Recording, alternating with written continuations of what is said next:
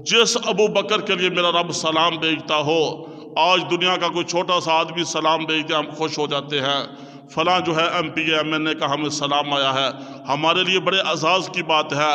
वो अबू बकर कितनी अजमत वाला, कितनी बुलंदियों और मकाम और शान वाला, जिसके लिए मेरा रब कह रहा है कि मेरे महबूब अपने यार अबू बकर को मेरा सलाम कहो।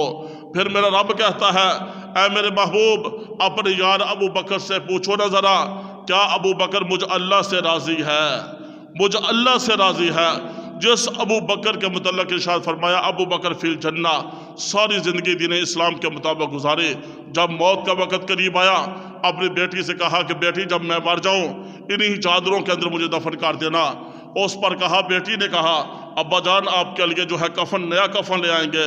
फरमाया नए कफन की कोई ज़रूरत नहीं है, इंसान दुनिया से जाता है उसके साथ उसके नेक अमाल ही जाते हैं, बाकी दुनियादारी सब कुछ पीछे रह जाता है। फरमाया जब मैं मर जाऊं इन्हीं चादरों के अंदर दफन कर देना। अबू बकर का इंतकाल होता है, फ़ारूक आज़म जनाजा पढ़ाते हैं। जब जो है गुस्ल कफन के बाद, जनाजे के बाद मैयत को रोज़ा रसूल के सामने ले जाकर रख दिया जाता है। यारी इसको कहा जाता है, जान सारी, वफादारी, होबदारी, दीनदारी इसको कहा जाता है।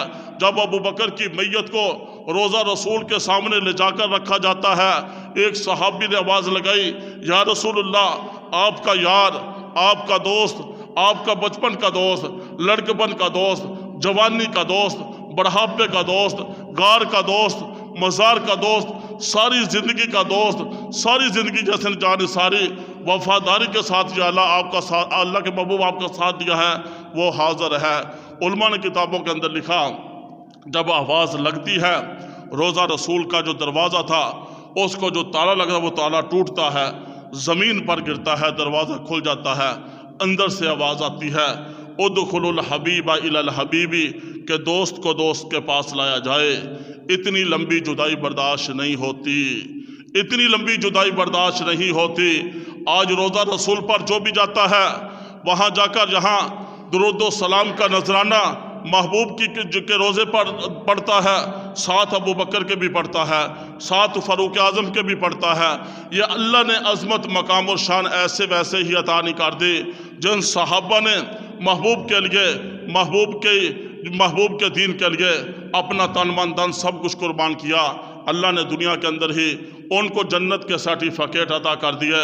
और अल्लाह के महबूब ने फरमा दिया, अबू बकर फिल जन्ना, अबू बकर जन्नती है।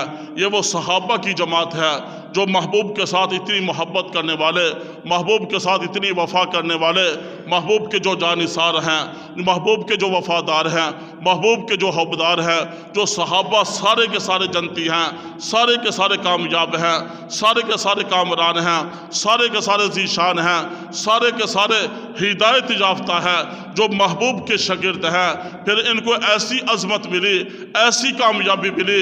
मेरे नबी ने दुनिया के अंदर रहते हुए ही सहाबा के मुतल्लिक़ फरमा दिया कि मेरा हर सहाबी कामयाब है, मेरा हर सहाबी बरहक है, सारे के सारे सहाबा कामयाब हैं। आज दुनिया का कोई काफिर उठकर अबू बकर की खिलाफत के मुतल्लिक़ कहे कि अबू बकर को पहला खलीफा नहीं बनना चाहिए था, जिस अबू बकर को मेरे रब ने, मेरे महबूब ने खुद मसल्ला रसूल का वारिस बनाया। अल्लाह के महबूब की ज़िंदगी के अंदर ही अबू बकर वो हस्ती है जिन्होंने 17 नमाजें महबूब खुदा के होते हुए मस्जिद नबी के अंदर मसल्ला रसूल के ऊपर खड़े होकर पढ़ाई थी। इसका कौन फैसला करने वाला है? ये फैसले, ये अताए अज़मत, मकाम और शाने मेरा अल्लाह अता करने वाला है। वो जो चाहता है कर देता है। ये अबू बकर सिद्दीक़ रज़ी अल्लाह तआला अन्हु इस महीने की 22 तारीख को सैयदना अबू बकर सिद्दीक़ रज़ी अल्लाह तआला अन्हु की वफ़ात का दिन है।